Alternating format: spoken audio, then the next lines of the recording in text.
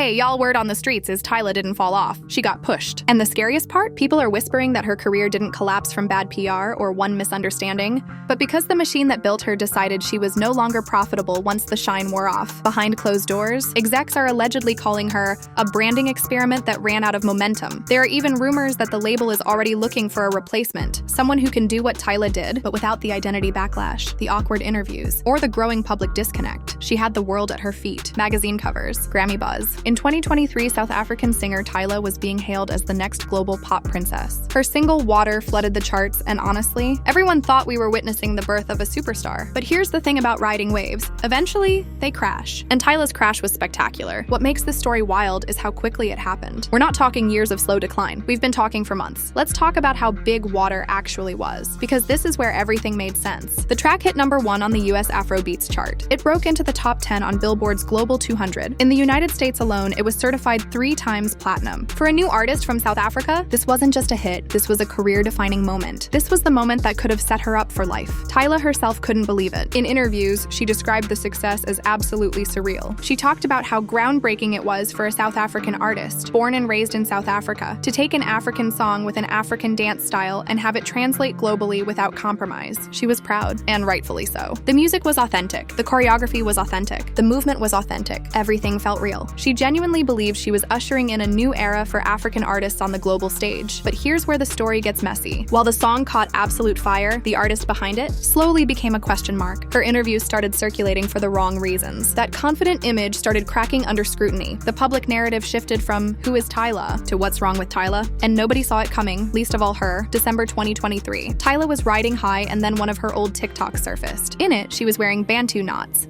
sporting a traditional beaded necklace, and the text read, "I am a colored South African." Now in South Africa, colored is a formal racial classification. It's a proud cultural identity born from the messy cocktail of colonialism and apartheid. According to reports, Tyla identifies as having Zulu, Indian, Mauritian, and Irish roots. Her heritage is genuinely complex, and she wasn't rejecting blackness. She was presenting her specific South African experience with pride and nuance. But Black Americans, they were not having it. See, in the US, the word colored doesn't mean the same thing. It drips with Jim Crow-era trauma. It evokes whites-only signs and segregated drinking fountains. Psychological studies show us that language can literally reactivate generational pain. So while Tyla was trying to represent nuance and celebrate her specific identity, the US heard a slur. The historical baggage was just too heavy. Social media dragged her by those Bantu knots. People accused her of trying to distance herself from blackness while profiting from it. Her braids and her beat drops were acceptable, but her refusal to simply say "I'm black" made people suspicious. And once people are suspicious, it's hard to come back from that. The narrative had already been written. South Africans defended her, calling Americans ethnocentric and ignorant of their own cultural context. But here's the reality. Perception is personal, and the global stage doesn't come with cultural disclaimers. You don't get to explain your context in real time. And when you're silent too long, other people fill in the blanks for you. They write the story you didn't. By April 2024, Tyla finally spoke to Cosmopolitan about the whole thing. She said she was glad people were having conversations around race and identity. These debates that they be having about your identity as a South African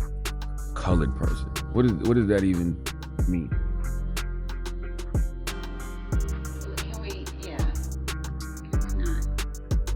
Oh, I like that. We keeping that in the interview too. Oh, man. I like when they talk from the back and say we can't. I like that. I like that. That's good. That's even better. Next one, please. That's even better. Yo, stupid, yo. We ain't beat you up too much. No. Good? I'm good. Why you guys? Oh, we got some more Because the label, the label does. No, let's talk about it because I want you to know this for other interviews, right? Okay. When they go in and they tell like the interviewers what to say and what not to say, this and that. That's what makes it awkward. Yeah. Yeah. Yeah, I'm not. Are you awkward? No. I'm not awkward. Mm-mm. Yeah, no, you're not. But the label will make it awkward.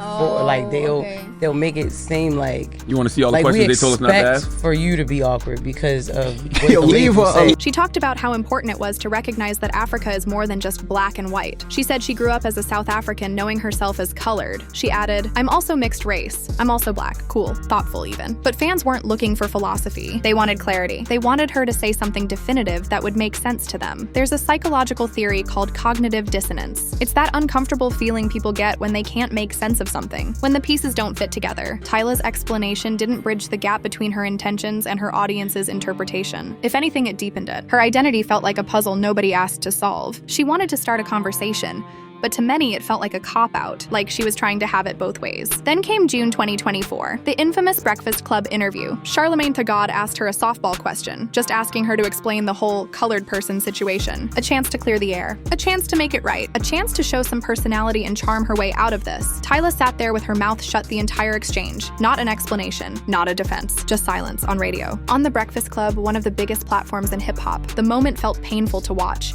even for people not invested in the drama. The incident went viral instantly. And Tyla's response? She took to X and wrote that she never denied being black, that race is regional. In the US, she's black. In South Africa, she's colored. She closed it with, I'm both colored and a black woman. She even added that she didn't expect to be identified as colored by people who weren't comfortable with it, but instead of softening hearts, it made people feel like she was doubling down, like she was lecturing them instead of listening. That was the final straw for a lot of people. Fast forward to the 2024 MTV VMAs. Tyla won Best Afrobeat Song for Water. This should have been a triumphant moment, a celebration of her breakthrough year. Should have been a happy moment, right? Wrong.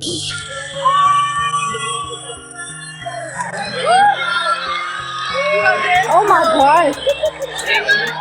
You guys know me and holding awards. I'm not strong enough. Please. Are you able to help me?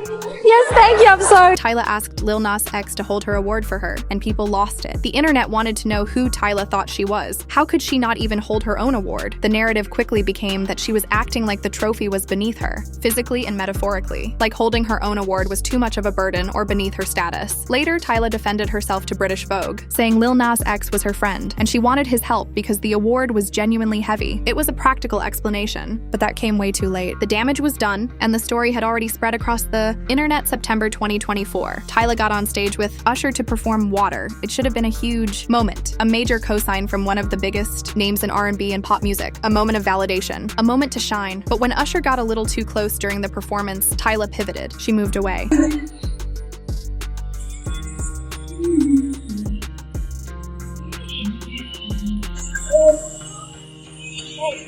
The body language was subtle, but the internet caught it. They always do. People called her disrespectful. They said she didn't understand the assignment. Dancing with Usher was supposed to be a moment, a blessing. Instead, Tyla acted like it was a chore, like she was above it. And just like that, more backlash flooded in. Another moment, another misstep. Here's the question that's been quietly floating through timelines and group chats for months. Is Tyla an industry plant? On the surface, she checks every box. Stunning visuals, trend-driven sound, major label backing, a carefully curated brand that feels more commercial than personal. Aesthetic perfection. But when you peel back the glossy layers, the theory starts feeling less like a conspiracy and more like a plausible strategy. She didn't organically rise through South Africa's local music circuit. There were no basement shows, no mixtape grind, no visible hustle, no proof of struggle. She was introduced to the world with slick production, perfect lighting, and global distribution. Everything felt ready-made from jump, like someone in a boardroom decided, this is the product. Here it is. Water exploded out of nowhere, bolstered by viral choreography and aggressive playlisting from the major labels. It had all the markers of a hit, but lacked the organic journey typically found in breakout tracks. There was no build, no journey, just instant success. Her debut album sold only 24,000 copies in its first week, and yet, the powers that be thought it was a good idea for her to go on a major world tour anyway. That's when cracks started showing. 2 weeks before the tour started, the European leg was postponed and the North American leg was canceled due to injury. Her visuals have been immaculate. Styling, music video concepts, brand partnerships that felt more fitting for a pop star in her third album cycle, not her first. Everything strategic, everything calculated. She's constantly referred to as a global sensation, a term usually reserved for artists like Beyoncé or The Weeknd, not someone still proving themselves. Whether she's an industry plant or not doesn't mean she's not talented. But until she delivers depth beyond the branding, until she shows vulnerability and growth, that label's not going anywhere. Then, in July 2025, 2 producers sued Tyla over royalties and credits for Water. They alleged they were cut out of what they were rightfully owed. The situation damaged not only their income, but their professional reputations too. It raised questions about what really went into making that massive hit, and as of now, the case is still pending, still unresolved. She released 4 songs in 2025. 4, and only one of them, Dynamite, with WizKid made the US charts. And that's the real story right there. Americans are sick of Tyla. At the end of the day,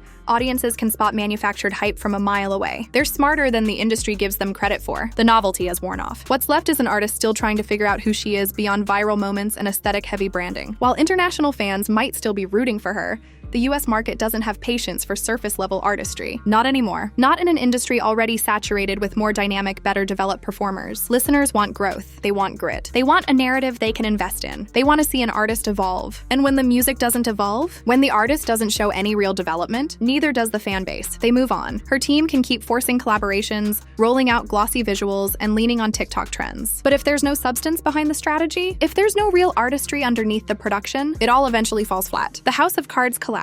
Tyla's story isn't just about a fallen pop princess. It's about what happens when you prioritize the package over the person, when you let the machine run the show instead of the art, when authenticity gets lost somewhere between the boardroom and the stage. And it's a reminder that in 2025, the internet sees right through it. They always do. Fans can feel when something's real, and when something's just marketing.